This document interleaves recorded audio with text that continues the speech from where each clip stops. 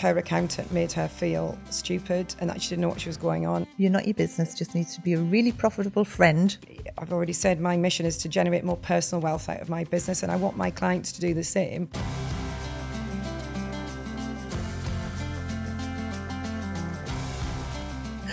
Welcome to Beauty Business Matters. I'm your host, Susan Routledge, and today we have a guest who I have tried for at least the last 6 months to get here, who is a dear friend and is the awesome Jo Simpson. Oh, what a lovely introduction.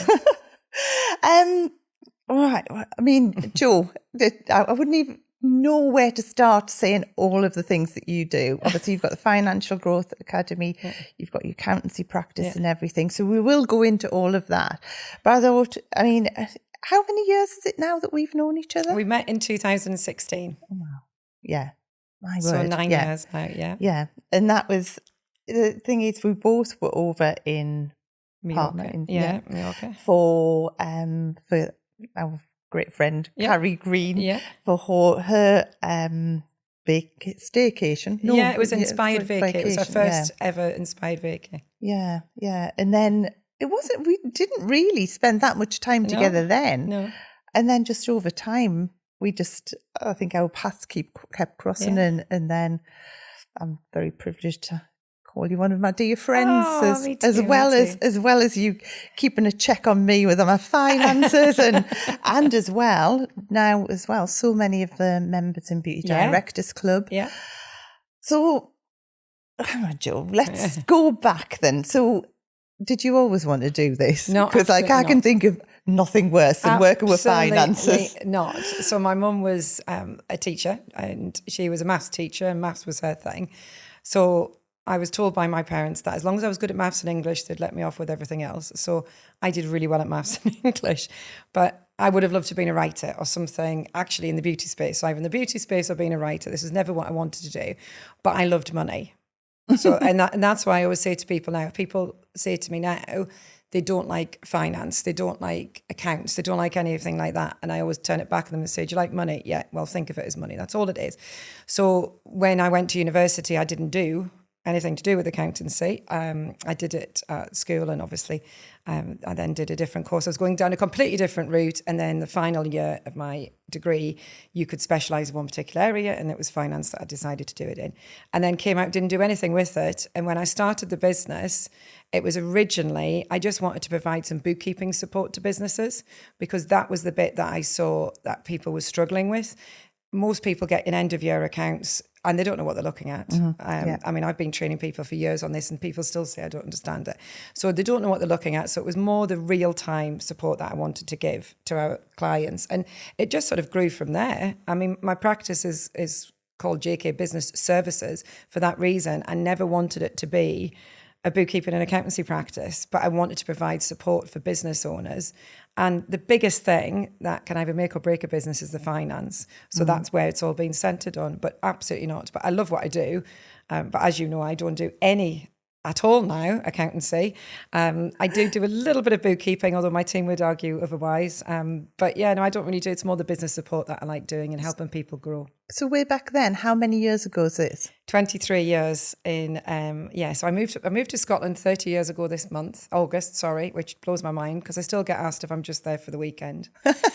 On a hen do from Newcastle. You haven't really lost your Geordie accent, I did lose it a lot. And then I think when my parents moved up to be with me in Scotland, it comes back. My best friend's from the northeast as well, and she moved up with me. So we always sort of had each other to keep our accents going. But I think you don't ever lose your accent, do you? But so 23 years ago, so it was 2002, I started it. And then I didn't really know if it had legs. And I had a really good job, really, really good job. And I was employed by actually one of my friends who is still a very good friend of mine and a really good mentor to me. And then I just thought, I had a few health things. And I thought, if I'm never going to do it, I'll do it now. But I kind of did the opposite of what everybody does now. I left and went straight away, I left my job and I said, I'm going to have employees. And I was very lucky that my now husband, Dave, he was able to support me. So I was able to do that at the time. So so you didn't start just you? No, I started with people 3 weeks after leaving. I had my first employee. And nowadays people do what we do, and they tend to go, it's normally the route if they go straight into being on their own and then they grow. Whereas I knew from day one, I never wanted that. I always wanted to have a team. Yeah. And I mean, the thing is that you've got that knack of like building a awesome team, and your team are awesome. I make a lot of mistakes, but I'm good at building a team. I'll take that one. So back in those days then, was that where you were doing accountancy? Or no, it was all bookkeeping, purely bookkeeping. And then I made some partnerships with some other accountants. One of my friends, Sean, who is actually my accountant now, he set up the Edinburgh office of a big accountancy practice in Scotland. And we used to go on the networking circuit. I would get the bookkeeping clients and he would get the accountancy clients. That company now has 400 employees, I think, and he might correct me, it might be more. And his Edinburgh office, I never wanted to do that. It was for me on my own. He worked for a company.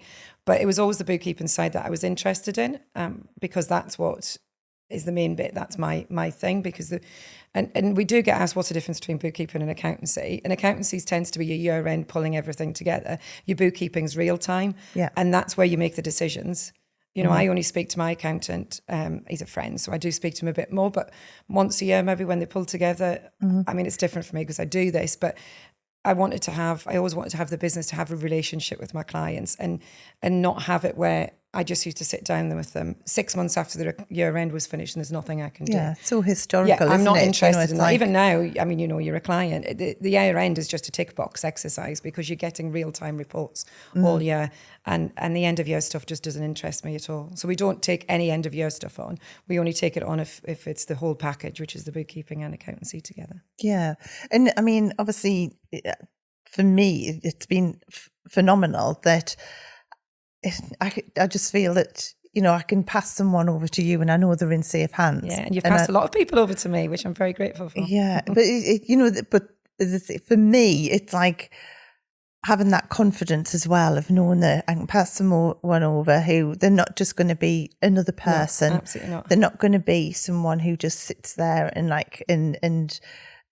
doesn't have any contact with anyone. You know, this is the great thing about your team, that they are, like, you can pick up the phone and you can speak to, you know, I have Alison and we've got Kat and Lindsay. And they're all so approachable, and none of them make you feel that you really don't know what you're talking about. Yeah, and that's a big thing for me. And that was, I got an email last year from said accountant, who I hope is not going to watch this, and he sent an email. And the year before, and my financial year ends end of August, and the year before was when I lost my mum, and various other things in the business. I was scaling, so we didn't make as much profit. I knew what I was doing. I'm a profit strategist. It was all timed. In case anybody believes differently, to scale, you have to sacrifice something, and normally it's a little bit of profit. So we did that, and he sort of sent an email with his end of year summary, and it was the most negative email, and no, like, well done for doing this and well done for doing that, and nothing, and in the light of everything. And he's a friend, and you know, but I remember sending it to the whole team and said, I don't ever want to see an email like this to a client, because it shouldn't be like that. Yeah. Because it should be, you know, there is times when we have to say to clients, no, I'm sorry, you can't put your Dior handbag through the business. Or one of our salon clients wanted to put their teeth through the business because she does facials and she looks over people. We should have had a whole podcast on that. So sometimes we have to be a bit negative, but we do it in a nice way. And I never want anybody to feel stupid. I want it to be super simple for everybody. I know how emotive money is and finances are, so it's really important to me that nobody ever feels stupid, or that there's no question is stupid. The amount of time I get people say, oh, I can ask you stupid questions, no such thing as stupid. And my team do that as well, and we've managed to create that, so it's a safe space for everyone. And it has been difficult. You know, we've got more and more clients now, and I can't have my finger on the pulse with all of them, but I still look at every single P&L that goes out, every single one. Even if people don't realise it, I still look at it so I know what's going on with my clients. I honestly, and I mean, obviously, we're in close contact, I honestly don't know how you fit in all the things that you do, and like, and still to be looking at P&Ls and things like that. You know, it's like... Systems and organisation. And actually, I've just... and I think I told you, I've just taken on an EA, an executive assistant, and I've never had an assistant. I've had people in other jobs that have helped me, but I've never had somebody dedicated to me. And she just sent me a message on the train there saying, these are the things that I think you need to look at before tomorrow. So on the train back tonight. Well, normally I would have to go through all my emails and see everything. But then I'd also changed some plans for next week. And Alison and my team said, I thought you were going to this place on Tuesday. We just decided that last night. I changed my mind this morning. I have a great memory. I'm good at juggling. I've always been good at juggling. I looked after my mum for 15 years. And I think that gave me that structure of, we had young kids and looking after my mum and commuting back to Sunderland every weekend to look after mum.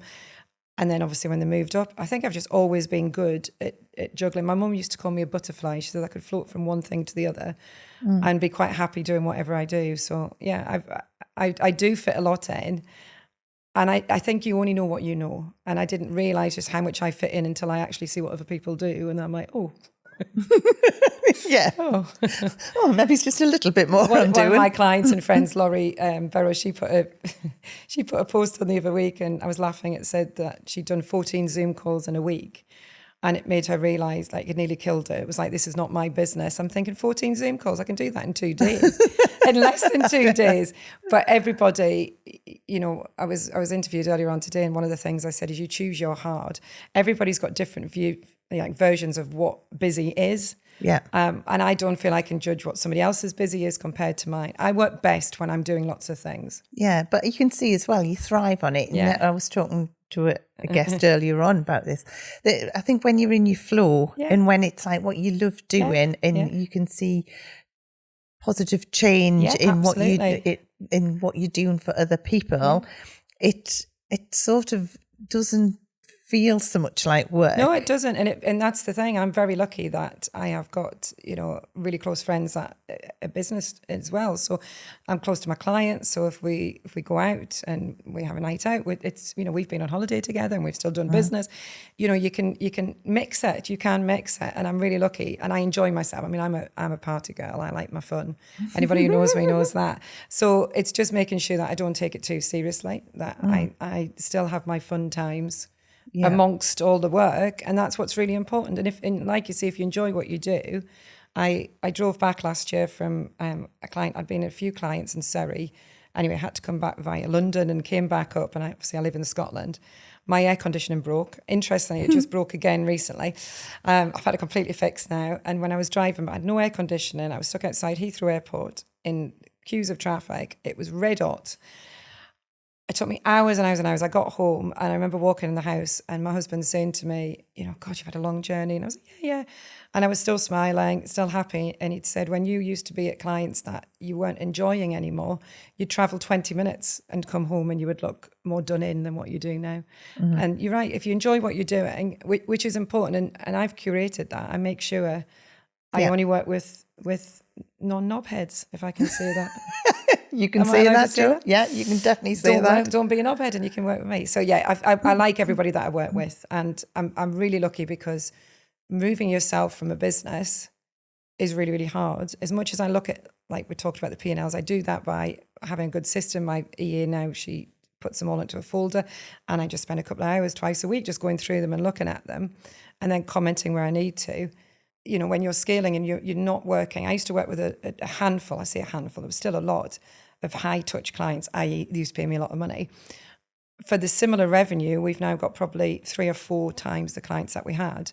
So it was really difficult for me when people, I do the sales, I do the networking, people meet me, they expect me. And that was the hardest thing I've ever done, is remove myself from that. Yeah. And I could only do that by having a good team. Yeah. Yeah. And the thing is, I think everyone understands that, that there is only so much of you. It would be lovely. I think everyone would love it if it would be like, oh, I'm just on the phone to Jo. Oh, I'm just on the phone to Jo. I mean, even as friends, we struggle to catch up because you are so full on. Obviously, at one point as well, and I think this is what I love about you and you handling businesses, is because you've actually had businesses outside of this business yourself. Yeah. So you've worked in, had businesses in the beauty industry, fashion industry, other industries. And was that something you intentionally did, or was that just something that happened? Yeah, I think, like I say, I never wanted to have a bookkeeping and accountancy practice. That was never my dream. I wanted to have different businesses, still do. The reason I don't, one was recession in 2008. And I still do have a sprinkling of businesses, but not like I did. But I always wanted my practice, which it still does now, to generate me personal wealth so I can go and then do something with that money. So I like to invest in other businesses. I'm a great believer, if you do what you love or you're passionate about something, then you should look at that. So the beauty industry and the fashion industry are my two loves. Beauty and fashion, I may not look at right now, but they're my two passions. And, you know, that was why, and when I was starting my business, my best friend Louise, who's got 3 amazing salons in Edinburgh, she was starting out. I'd been going a couple of years actually by then, and I supported her and was heavily involved in the business. And we did that for years, and it was great because, you know, she is the best at her game. And certainly at Edinburgh, she had a great reputation. We got to do that together. My clothing shops, I had a plus size clothing brand called Curvy Girl, which we grew pretty significantly, and there was nobody doing that then. So I've always had an eye for things that I'm interested in, and I think that makes things easy to do it, which I think then has really helped me with the business. And I would say I'm a business owner first rather than a bookkeeper, an accountant or anything like that. I'm a business owner. And it certainly helped me, you know, with the beauty industry because obviously... because you understand. Yeah, I understand. And I remember, I don't know if you ever remember this, it was in COVID, I think it was, and I was doing a session on your call, and one of your beauty director members, girls, started crying because I was relating to her, and her accountant made her feel stupid and that she didn't know what she was going on. And I tell you now, she is still one of the most astute members that you have when it comes to accounting. She's a client. And she said that her accountant was constantly putting her down. And I don't think they did it purposely. I think they just didn't take her seriously, because the beauty industry, and it's annoying for me, isn't always taken seriously. And it is, and you know, because I say this all the time, it is full of the most hardworking people I've ever met. In any industry that I work in, the beauty industry, they work hard and they're savvy. It's a confidence thing with them. It's a confidence to get them to do it. And I had another client whose accountant basically went through her because she'd bought a machine. One of the machines, I can't remember what it was. It was either Haifu or Hydrofit. It was some machine, and he didn't understand what it was. And was like, why are you buying this? You know, you can't, and really made her feel silly. Whereas I look at it and go, right, how long are you going to have it for? It's still got a value. You're still going to have a value when you sell it. Yeah. What's your treatment's going to be? How much money can you make out of it? Can you do it with other treatments as well? So I can help with all of that as well, which puts me aside from other people. But again, though, I think that is because, you know, I've had accountants in the past who haven't had a Scooby-Doo about what kind of equipment I've got. And like, and to them, they're just like, see this big price tag and think like... What on earth is that? What on earth Not thinking about the fact that with that one machine, you can charge £850 a session or something like that. And they don't understand it. And I think the fact that we get it really, really helps. And I love the industry. I am super passionate about the industry. I just think it's changed, and I know people in the beauty industry, they campaign to get that change, but people are treating it differently now. The proper businesses, you can do really well. You can generate, well, I've already said my mission is to generate more personal wealth out of my business, and I want my clients to do the same. I don't want, their businesses are their businesses. Yeah. Not, your baby's your babies, your business is your business. It's one of my bugbears when people say their business is their baby. I know, I'm always like saying you're not your business, just needs to be a really profitable friend that looks after everything while you're not there. Absolutely. And you go through times, I've been very honest that, we've struggled the last few months. It's tight, I've scaled pretty rapidly and had to take people on, and money is tighter than it's ever been. Yeah, and this is something that I was going to say. That's the other thing that I love about you is because you're very, very open about the fact that, you haven't always, because you especially in the online world, you see people who are like, that they've done this, they've done that. And you're very, very open about the fact that like sometimes like that you've nearly lost it all. Nearly lost everything. Yeah, nearly lost every single thing. And the thing is, you don't hear many accountants talking like that. Yeah. And it's just great and humbling to have someone who is bloody honest, to be thank honest. You. And I think the vulnerability comes from, we've all got our own levels of vulnerability. There's a lot of things, I've been through quite a lot this last 4 months. I don't share any of that, but I show my vulnerabilities when it comes to business because I haven't got it all figured out. I'm learning every day. Like I say, we're 23 years in business now, and I'm still, learning something every single day and having problems every day. But it's how you deal with them. And I always want to be relatable, and I never want to be that person who people think, I have it all figured out just because I've got a successful business, I've got a big team. That all comes with sacrifices, and actually I was asked today, what sacrifices have you had to make to scale your team? Me, I've had to sacrifice the income that I'm getting, but it's for the bigger picture. And I'm always thinking of the bigger picture. But if my vulnerabilities to people and showing and being honest helps other people, then that's all I want to do, because I haven't got this money stuff figured out. I am notoriously bad with money. I'm a spender. I'm also an emotional spender, so it's the worst kind of spender. So I have to do it. So everything I've created, all my online training programs, my membership, everything is all stuff that I need to learn and that I need to do, and systems I've put in, because we're all the same. We're good at giving it out to everybody else, but we've got to work on it ourselves. So yeah, I always try and be vulnerable as much as I can.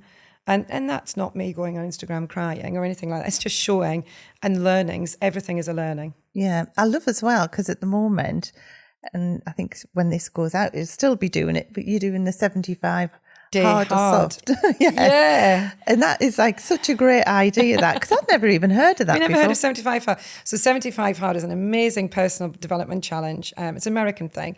I'm a big YouTube. I love YouTube. So I watch everything on YouTube, and a lot of the influencers do it. And I've heard about it, and I know loads of people who've done it, and it is strict.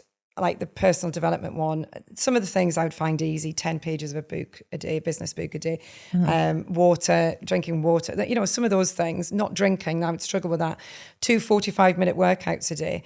But everybody I know who's done it, and everybody I follow who's done it, I do know some friends who've done it as well, it's transformed things. And the biggest key to my business success is consistency. I am extremely consistent. I'm not naturally consistent. I have to work hard at it. But I get the best results when I'm consistent. So when I saw this, I thought, I wonder if there's a business one. Looked it up. There's a few people done it. And I thought, I want to do the business one over the summer, which takes us into, so we started last Friday, and it takes us on to the 1st of October, which is the last quarter of the year. As you know, it's my worst quarter in terms of what I can achieve, because I'm so busy with work. Hopefully not as much this year, but we'll see if that works. And I wanted to stay strong and keep disciplined and get those little habits in. So I did it for myself, mentioned it to Krista. Krista was like, it's a great idea. Chris is my marketing director. And then on the Monday, mentioned it at the Power Hour, which is a free session that I do for anybody to come along to. And a few people go, I've heard of that. That sounds great. So we had it all done. I say we. Krista did it all. We had it all launched. She's awesome. She is. Group all set up, all the PDFs done, all the rules done, everything done. And that was set up last Friday, because I wanted it to be the 75 days to take us to the 1st of October. But things like that already, I've had people, my son-in-law even mentioned the other day, I didn't even realise he was doing it. And he was like, I've actually done things that I wouldn't normally have done because I've took it off. It reminds me of when I first got a Fitbit, I think it wasn't an Apple Watch, Fitbit. And I would run around the house. I'd go up and down the stairs because I wanted to get my 10,000 steps. Oh, you're very good with this, yeah, though. Because like you've got your Aura ring and everything. I've got everything. I'm a tracker. It's because if what you track, you can, I'm an absolute massive data person. So I love my Aura ring. That told me I was poorly last time we were here. But my Fitbit, and I remember looking at my Fitbit thinking, I've done 8,500 steps. I mean, we're going back way over 10 years now. So I might go out for an extra walk, or I might run up and down the stairs because I wanted to get that done. And that's what the 75 hard is doing. It's making you think every day. Are you doing something for visibility? I've nailed that today. I'm doing my visibility thing. Are you doing a growth thing every day? I've just bought a business book at the airport that I'm going to read. I was on the airplane this morning, and I'll read a bit of it on the train tonight. Are you doing something that's going to generate money? Because a lot of people will say, I'm doing everything I can for my business, but they're not. And we're already sharing ideas in the group of what you can do to make revenue. I've got a few of the beauty girls in there. There's one who I know consistency is her biggest problem. And it happens. We go all in, we get all excited, and then we fall off a cliff. Yeah. So with this, the idea is to keep it there. And I'm running it completely free.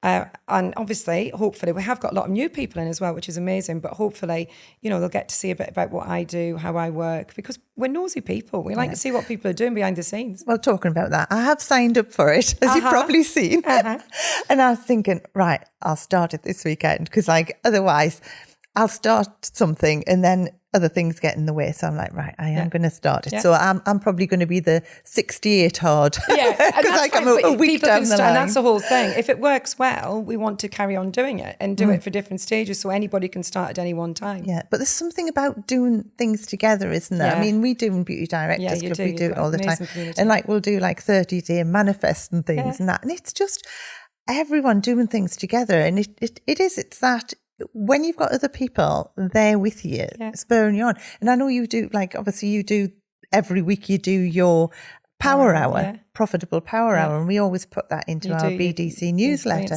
and and try and get everyone to go on, because that is just an hour, isn't it? Where someone any entrepreneur can jump on, where you're just there and just talking about finance and just general chit chat, but the whole idea behind it is for that hour, that's an hour dedicated to working on your finance, isn't it? Exactly, yeah. So it's money. The idea being that you start. So obviously everybody loves these. I can't remember what you call them now, like Finance Friday, Winning Wednesday and stuff. Yeah. I can't think of anything worse than doing my finances on a Friday afternoon. Unless there's a big gin involved. So Mondays I liked, and I like the idea of starting a Monday morning in a positive mindset. I am quite a positive person, so I like to G everybody up. So I normally do a little bit of my learnings. Anybody can come along and ask me questions. I've got people in your community who've come along, they've never been a client, and they've implemented things that I've taught them. They've got their head around their finances, can ask any questions. We give them loads of resources. Monday there, I just decided, because we had a lot of people on it on Monday, I said to Christian, give them a code for my Path to Profit course. Everyone can have that. And it's a chance for me to get to know them and them to get to know me and make a community together with each other. Because how long have you been doing it now? 4.5 years. Is it? Wow. I know. I knew it was obviously... No, I would have said 3. No, it's over 4 years. It was 2021. Wow. I think it was in the March, Crystal tell me differently, March 2021. So just over 4 years. Yeah, 4 years, 5 months, 4 years, 4 months. Yeah. And as I say, it's a great idea, because anyone can jump on it. Yeah. And it's just, we will put the link into the show notes and things. Yeah. I think the consistency thing, it comes back to that consistency. I get messages from people when I can't do it. Obviously, if I'm away or if I'm speaking at an event or anything like that, I do try and do them when I'm away. If I can't do it, I get messages going, I miss my Money Mondays. And that's what I'm doing it for. And I've been told off pretty much every mentor that I've ever worked with, charge for it or make it do, and or not, it's a big commitment. And is there some Mondays on a Monday morning where I could really do without doing it? Absolutely. But I choose to show up for that. And every single time, I often refer to it as like going to the gym.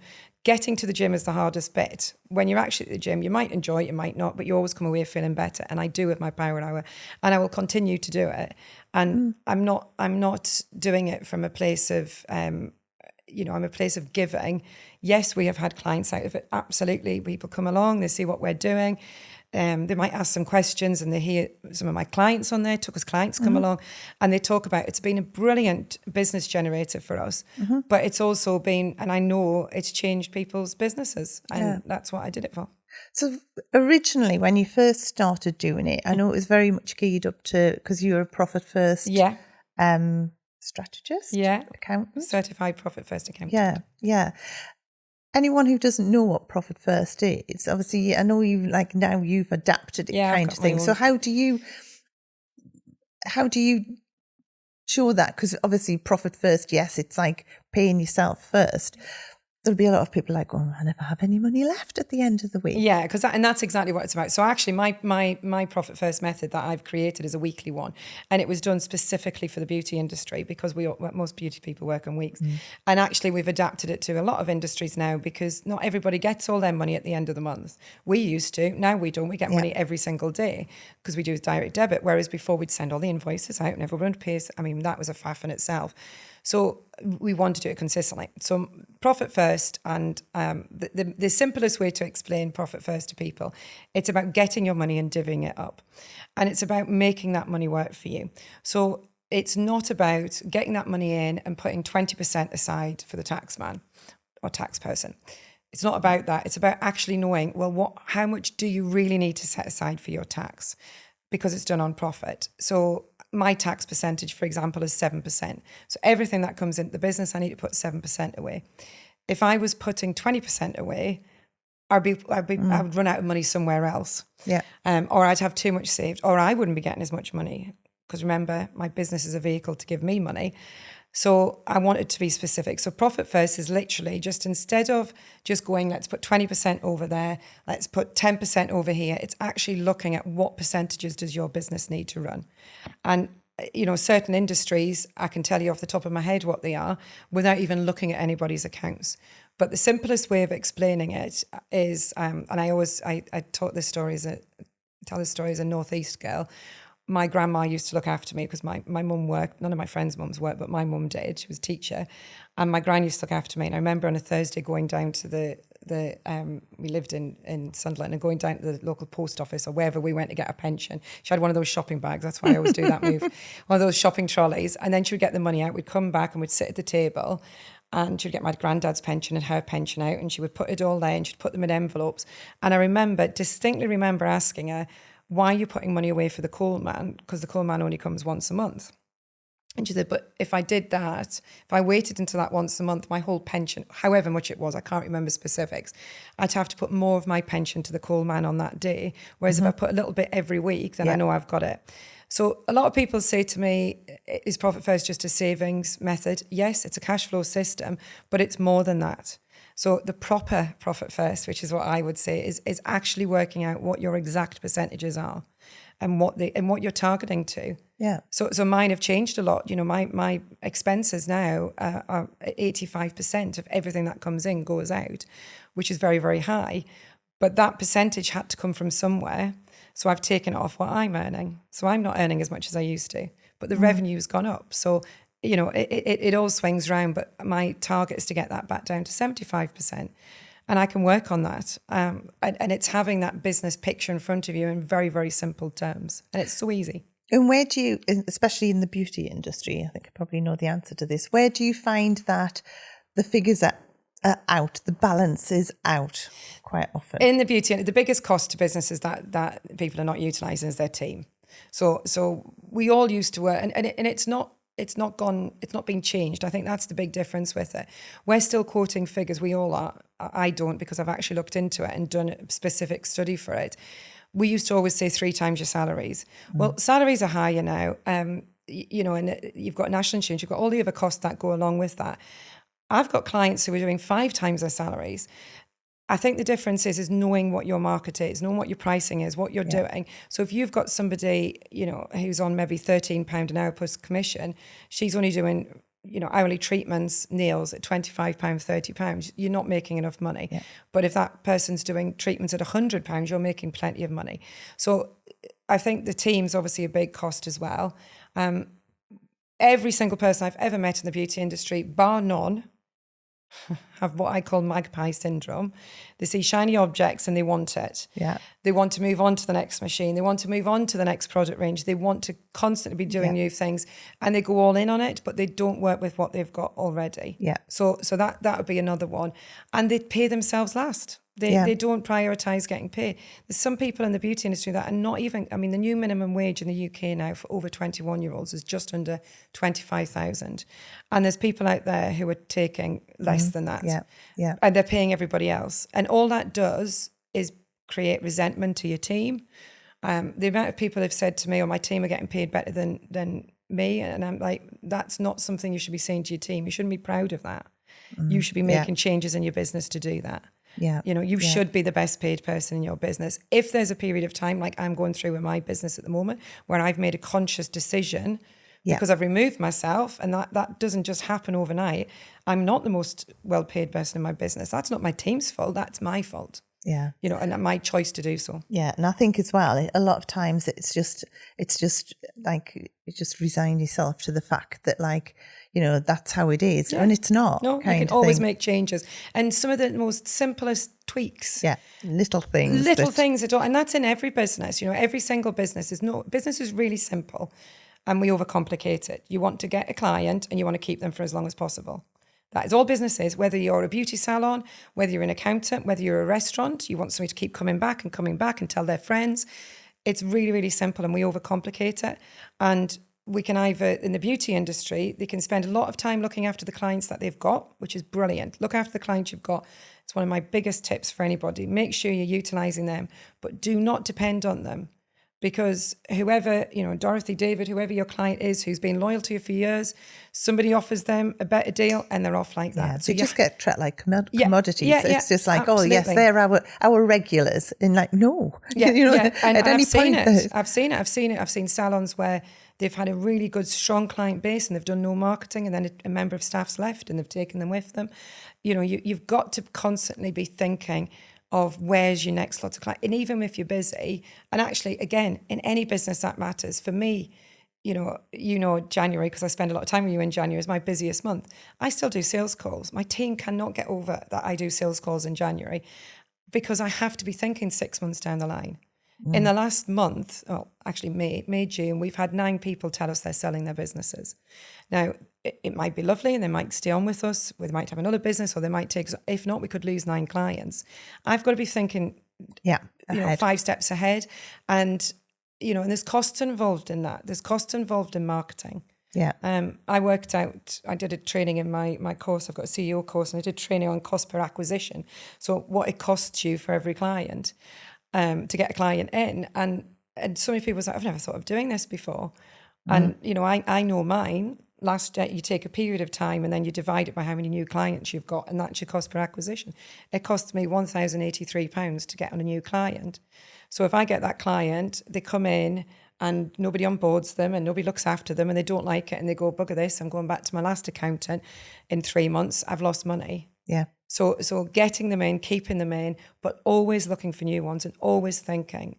We've talked about this before. What worked in business 6 months ago doesn't work now. No, it's ever evolving. evolving. It's evolving, and if we stay in those dark ages and feel sorry for ourselves and try and say, somebody said it the other day that they still can't get over how good it used to be. I'm like, it's different now. Things are different. Yeah. We can't look back. People's attention span's different, how they buy is different. There's just so many different things. And a lot of people, like a salon owners, use like the internet and different things as like the excuse why clients aren't buying products and everything. It's like, no, make sure they buy them from you before they leave, absolutely. kind of thing. And you've got to share that and do it and make it, products is probably my biggest gripe in the beauty industry, that people are not selling enough products. And it's because they're so set on the margins they want. For me, if I make £5 on an item that's sitting on my shelf, instead of £10, I'll have the £5, thanks. Instead of it sitting on my shelf making me nothing. There's stuff you can do with that. And of course, we all shop, we shop for convenience. So I will buy something on Amazon because I decide at 10 o'clock at night I want it. Cult Beauty, I get my vouchers, I get my points. I can order something in bed at 11:30 and it's arrived before I've got up the next day. That has actually happened. So if you can make it easy for them, you send it out to them if they're not coming in. Phone them up. Can I have it all ready for you? What do you need in?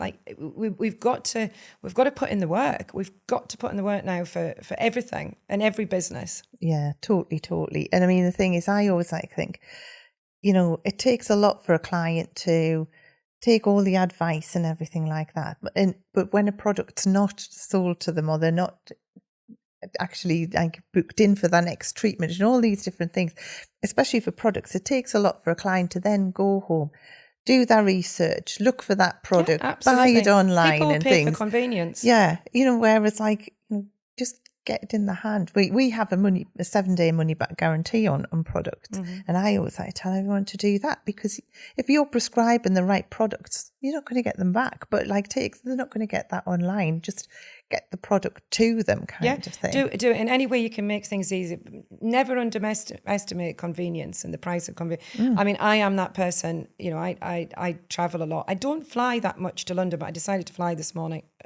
Goodness knows why, but I decided to. So I always pay for fast track. And 9 times out of 10, I don't need it because the airport's fine. Today, it was rammed and I floated past everybody, went straight to the front for £6. Like £6. That cost me to float an hour's queue.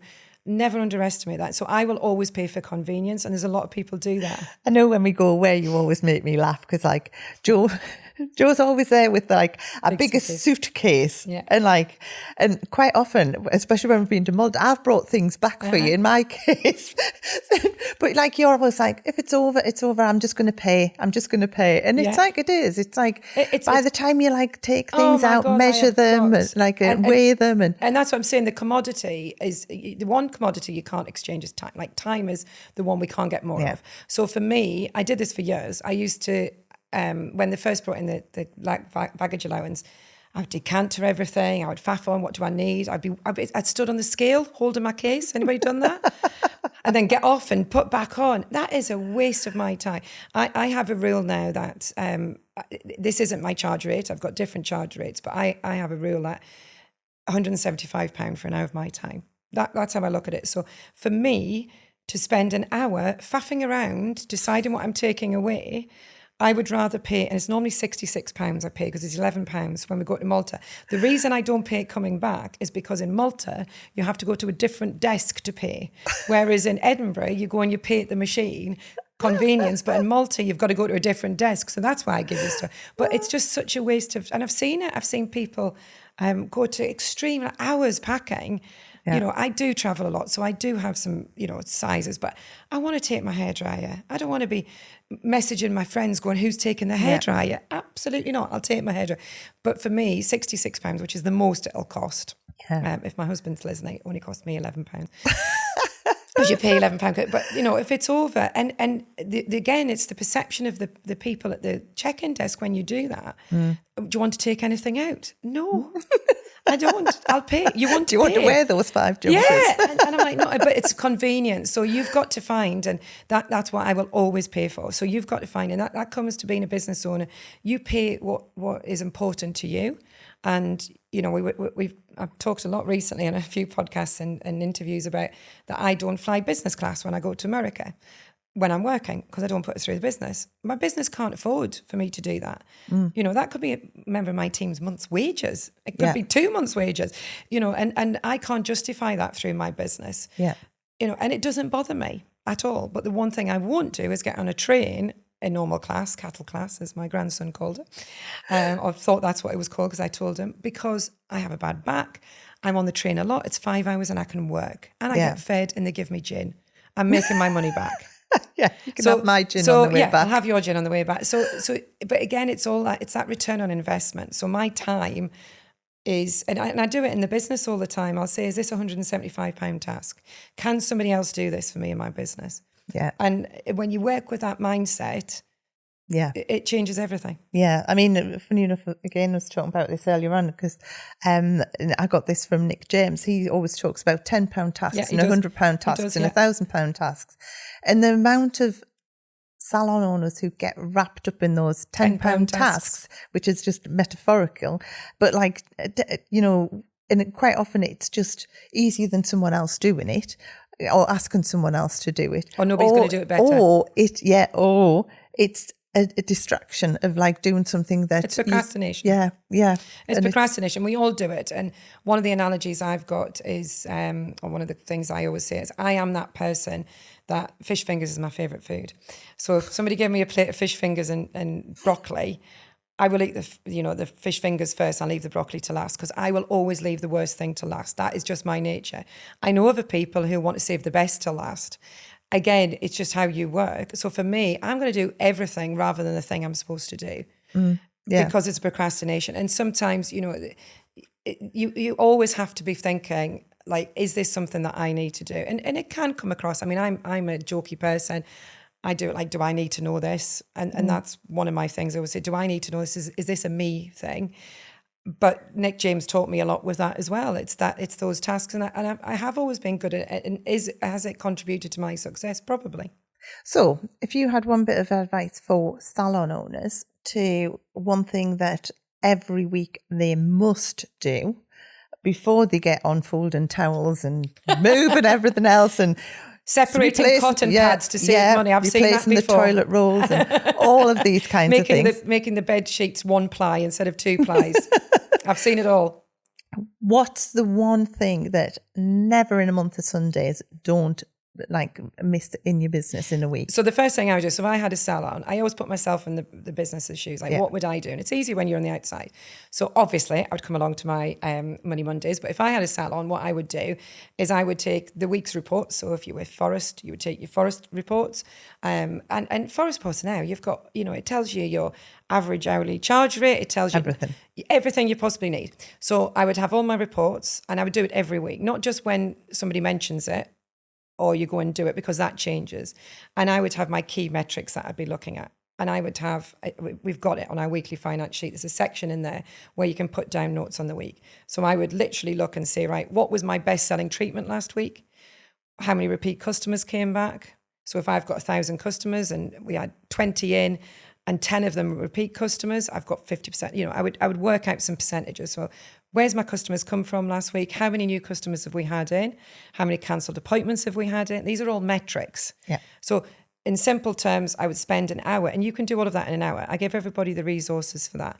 What white space have you got? I don't know if that's still a terminology. I use that. I still talk about columns, and I still talk about patients on a bed, clients on a bed. So, what white space are you having?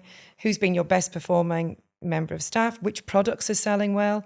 What feedback have you had? I would literally do a business review every single week for 1 hour. Yeah. And it's quite funny because when I work one-to-one with clients and everything, I get them to send things over. They're like, oh, I didn't realise that. I didn't realise that, Jenny was only bringing in that amount per hour and things. And it's, And you've got, and what I say again, which comes back to this consistency thing that I know, consistency and responsibility. In fact, I'm going to get them tattooed somewhere. That can be my next tattoo. No. So, having that consistency and looking at all the time. So if you didn't do this every week, say you missed 3 or 4 weeks, your reports could go off. You're too late to do anything about it. Whereas every week, if you're looking at your average hourly value, your occupancy, what is your utilization? We do this in construction, and there's a simple method we do with plant hire and things like that. Construction was my original, it's what I'm trained in. And you just do it naturally, whereas salon owners will focus on, and it's important things. How's the salon looking? What's that? And they're important things. But I would spend every Monday morning before I did anything else, I would go and look through the metrics. And once you've decided what those metrics are, I would do that, act on that, and just record it every week. And I've had people come along on a Monday morning and they've asked me, and I've told them, and I'll do them a sheet and a formula and ping it over to them so they can do it. You've got to look at if you don't track anything. We talk about the Aura ring. Why I love the Aura ring, because it tracks everything and it gets to know me. I think that's the biggest difference. Not that I'm promoting Aura, but if they would like to sponsor me, then I will take, I'd love to be an influencer. But Aura does something that the Apple Watch doesn't. It works with you. It tracks what my heart rate is all the time. So it knows when my heart rate is off. So my heart rate is very different to your heart rate, to lots of people. So it tracks you, and it's you individually. So it's I like my analogies, it's a good way to think of it, the business. Don't you track your hourly rate based on what your salon's doing and what somebody else, do it on you. Look at your figures. And the only way you can do that is know where you are. Yeah. So every week I would spend an hour. It wouldn't even take an hour. I would spend half an hour and just getting those key performance indicators. It's like say quite often it's just a case of it's all done for you, especially on something like Forest. But it's all done for you on a lot of the software now. Yeah, absolutely. And otherwise it's not that hard really. And sometimes it's quite good to manually have to look at it as well, because then you're oh my goodness. Yeah, absolutely. And there's nothing wrong with getting out. I mean, I've one of the girls from the Beauty Directors Club who I think has sold her salon now actually. I've known her for years. She came along to a lot of my Profit First sessions, and she went and did it all manual. She did it in a book. She wrote it all down, and she had her first profitable year in 30 years, but she handwritten it. You don't need to make it complicated, because that's the other side of the beauty industry. They say, oh, I can't use computers. You're great, you can. You turn your hand to anything. So that would be, and I would have, I'd have a business audit every single week, which is just a 1 hour where you look at the key figures. You don't need to do anything else. I'm going to say this as well, which is not my bag to do anything either, but not enough people in the beauty industry are doing marketing. They're not realising they're depending too much on word of mouth and people coming in. They have to do I don't like Instagram. I don't like Facebook. I get nothing for it. I posted a story and I got no results. Like, this takes time. Consistency again, and do it. And once you do it, it just becomes easier. But we have to be doing that now. Yeah, because totally. I think you just have to have like things coming from every angle. Kind you've got of to thing. do all So of you've got to be looking after your existing clients, checking up on clients who've lapsed, bringing in new clients. It's, and to be honest, that hasn't changed. It's not changed. It's exactly the same. It's like just we've overcomplicated different ways that we do it. Because now, and I know because my average client age now, I would say, is over 40. Obviously, we do have some younger clients as well, but most people are over 40. And I get this, I'm not doing all that Instagram, leave that to the nail girls, leave that to the young people. Well, actually, there's older people on there. I'm over 40.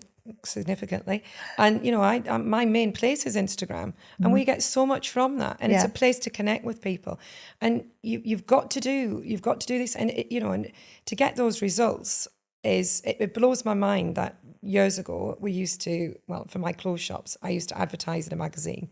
It was one of the magazines was the Scottish version of OK magazine. It's not going anymore, I don't think. That's how good it was, and it was £5,000 for me to put an advert in this magazine. Nobody came wafting into my shop with it going, oh, by the way, I've seen your advert, so I've come in. We couldn't track that. Yeah. But I just had to, we asked customers, where did you find it? Again, though, it's having a presence, wasn't it? Absolutely. It's that branding presence. Yeah. And that was, and that cost me £5,000. Now people in all industries, not just the beauty, they don't want to put 2 or 3 hours into their Instagram in a week. They don't want to sit and map out content that's going to help them. They don't want to just once a day showcase a product. Yeah, like I do this, and if any clients are listening, I sneakily watch you all. Show your product, show what you sell. Don't sit and moan that all your clients are buying these products on the internet. If they know you've got them, they'll be loyal and they'll come to you. I can't believe you even get time to do that on top of everything else. I do. Jo, honest, that I think you've given us so many golden nuggets all the way through that, and hopefully that has inspired someone to at least put that figures as the priority. Yeah, just look at it. Just track. It's all about tracking. See, we will put all your details in the show notes around like the Profitable Power Hour, because it is just an hour, isn't it? But it makes such a difference. It does. It's amazing what you can get done in that hour. And I mean, I can't recommend you high enough. Thank you so much. That means a lot to me. And I know how busy you are, so to eventually have you here is just awesome. So thank you so much, Jo. That has just been brilliant. Thank you so much for having me, Susan.